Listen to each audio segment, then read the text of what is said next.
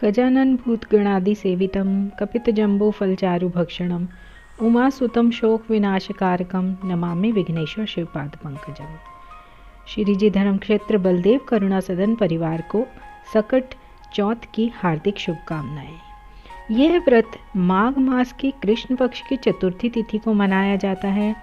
संकट हरण गणपति जी का पूजन होता है और बालचंद्र गणेश जी की पूजा की जाती है।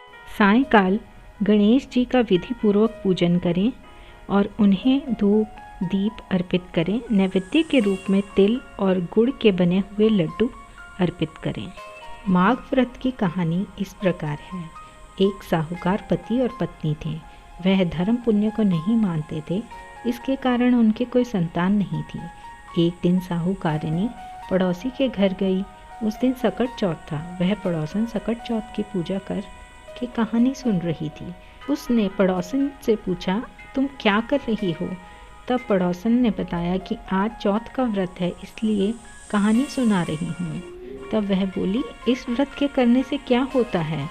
तब पड़ोसन ने बताया, इसे करने से अन्न धन सुहाग पुत्र सब मिलता है।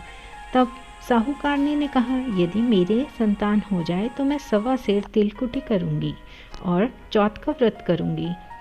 श्री गणेश जी की कृपा से साहूकारनी को संतान सुख की प्राप्ति हुई। वह बोली, मेरे पुत्र हो जाए तो 2.5 सेर तिलकुटी करूँगी।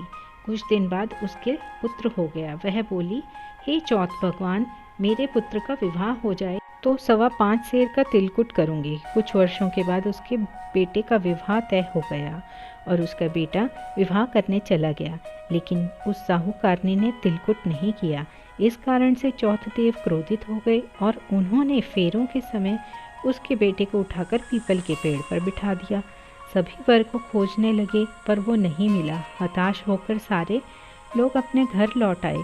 इधर जिस लड़की से साहूकारनी के बेटे का विवाह होने वाला था, वह अपनी सहेलियों के साथ गणगौर पूजन के लिए जंगल में दूब लेने गई। उस रास्ते में पीपल के पेड़ से आवाज़ आई, ओ मेरी अर्धव्याही। यह बात सुनकर जब लड़की घर आई तब उसके बाद वह धीरे धीरे सूख कर कांटा होने लगी। एक दिन लड़की की माँ ने कहा, मैं तुम्हें अच्छा खिलाती हूँ, अच्छा पहनाती हूँ, फिर भी तू सूखती जा रही है, ऐसा क्यों? तब लड़की अपनी माँ से बोली कि जब वह दूर्वा लेने जंगल जाती है तो पीपल के पेड़ से एक आदमी बोलता है कि ओ मेरी अर्धव्याही। उसने मेहंदी लगा रखी है और सेहरा भी बांध रखा है। तब उसकी माँ ने पीपल के पेड़ के पास जाकर देखा तो यह उसका जवाई था। तब उसकी माँ ने जवाई से कहा, यहाँ क्यों बैठे हो? मेरी बेटी को अर्धव्याही कर दिया और अब क्या लेना है? साहूकारनी के बेटे बोला, मेरी माँ ने चौथ का तिलकुटा बोला था लेकिन नहीं किया, इसलिए चौथ माता ने नाराज़ होकर यहाँ बिठा दिया। यह सुनकर उस लड़के की माँ साहूकारनी के घर गई और उससे पूछा कि तुमने सकट चौथ का कुछ बोला था क्या? तब साहूकारनी बोली, तिलकुटी का बोला था। उसके बाद साहूकारनी बोली, मेरा बेटा घर आ जाए तो 2.5 मन का तिलकुट करूँगी। इससे श्री गणेश भगवान प्रसन्न हो गए और उसके बेटे को फेरों में लाकर बिठा दिया। बेटे का विवाह धूमधाम से हो गया। जब साहूकारनी के बेटे बहू घर आ गए तब साहूकारनी ने 2.5 मन तिलकुट किया और बोली, हे चौथ देव, आपके आशीर्वाद से मेरा बेटा बहू घर आ गए, जिससे मैं हमेशा तिलकुट करके व्रत करूंगी।